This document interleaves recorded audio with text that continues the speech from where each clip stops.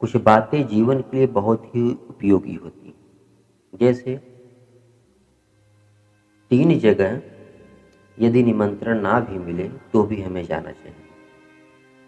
जैसे मित्र के घर, पिता के घर और पति के घर।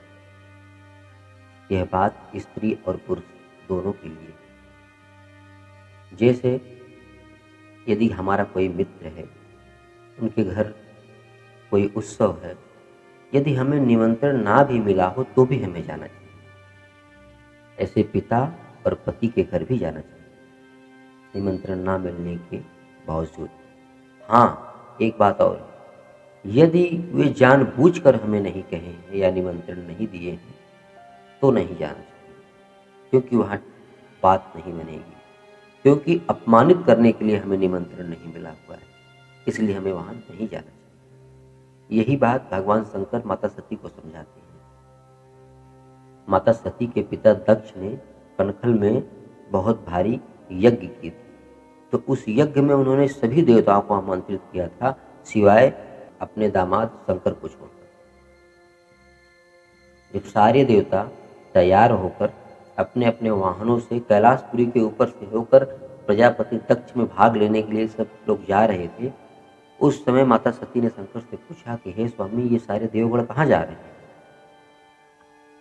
तो शंकर ने कहा कि हे देवी, तुम्हारे पिता कनखल में एक बहुत बड़े यज्ञ कर रहे हैं और इस यज्ञ में सभी को बुलाया है, सिर्फ हमें और आपको छोड़कर। तो सती ने कहा कि हे स्वामी, पिता के घर, पति के घर और मित्र के घर निमंत्रण ना मिले तो भी जाना चाहिए। शंकर ने समझाया कि हे देवी, यदि अपमानित करने के लिए जानबूझकर नहीं बुलाया गया हो तो वहां नहीं जाना चाहिए, क्योंकि वहां जाने में हमारा हित नहीं। किंतु फिर भी देवी मानी नहीं और हठपूर्वक वहां गई। और वहां जाने के बाद उन्होंने अपना देखा कि सब यज्ञ में सभी का भाग है, रुद्र का भाग नहीं। यह देखकर कुपित हो गई और क्रोधाग्नि में जलकर अपने शरीर का त्याग कर दिया। परिणाम स्वरूप भगवान शंकर कुपित हुए और वीरभद्र प्रकट हुए और प्रजापति दक्ष का यज्ञ विध्वंस हो गया। सर उनका कटकर यज्ञ कुंड में चला गया, फिर बकरे का सर लगा।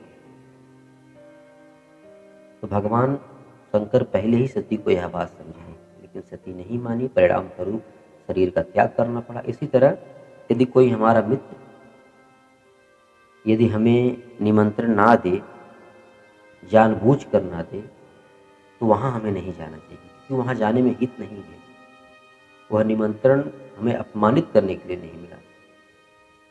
इसलिए इन सब बातों का हमें ध्यान रखना।